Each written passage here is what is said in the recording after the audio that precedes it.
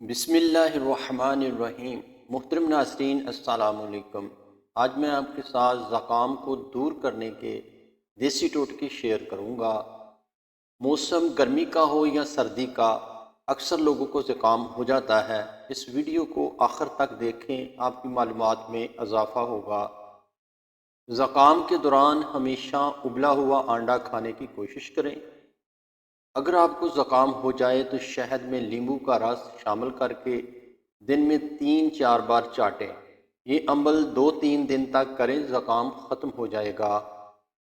کالے چنے کا شوربہ زکام روکنے میں بڑی مدد دیتا ہے۔ نزلہ و زکام بھگانا ہے تو نیم کے تازہ پتوں کو پانی میں ڈال کر جوش دلائیں اور پھر چھان لیں۔ پھر اس پانی میں تھوڑا سا نمک ڈال کر اس محلول سے ناک دھوئیں، ایسے جیسے وضو کرتے وقت ناک میں پانی ڈالتے ہیں۔ نزلہ بند کرنا ہو تو نیم گرم دودھ میں 1 چمچ روغن کدو شیریں ملا کر صبح و شام پئیں، زکام کی شدت ختم ہو جائے گی۔ کلونجی کو بھون کر سونگھئے، زکام میں کمی آئے گی۔ بیسن کا حلوہ، پکوڑے یا بیسن کی چپاتی کھائیں، زکام میں کمی ہوگی۔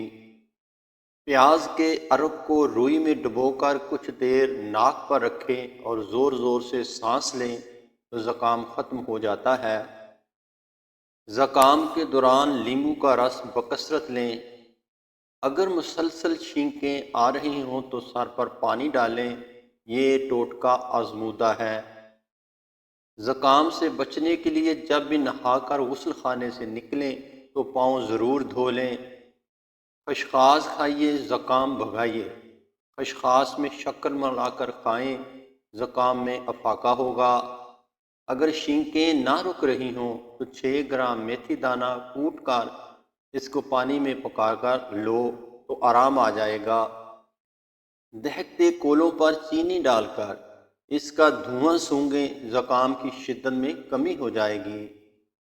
زکام سے بچنے کے لیے رات کو سونے سے پہلے 6-7 کالی مرچیں ثابت پانی سے کھا لیں، یہ زکام کو دور کر دیتی ہیں۔ روزانہ صبح سویرے لہسن کے 2-3 جوے چبا کر کھانے سے زکام نہیں ہوتا۔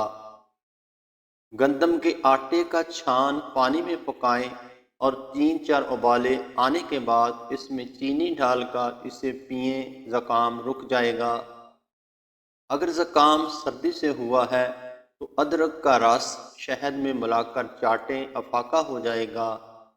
لہسن کو پانی میں ابال کر سردی، زکام اور کھانسی کے مریضوں کو پلائیں، آرام آ جائے گا۔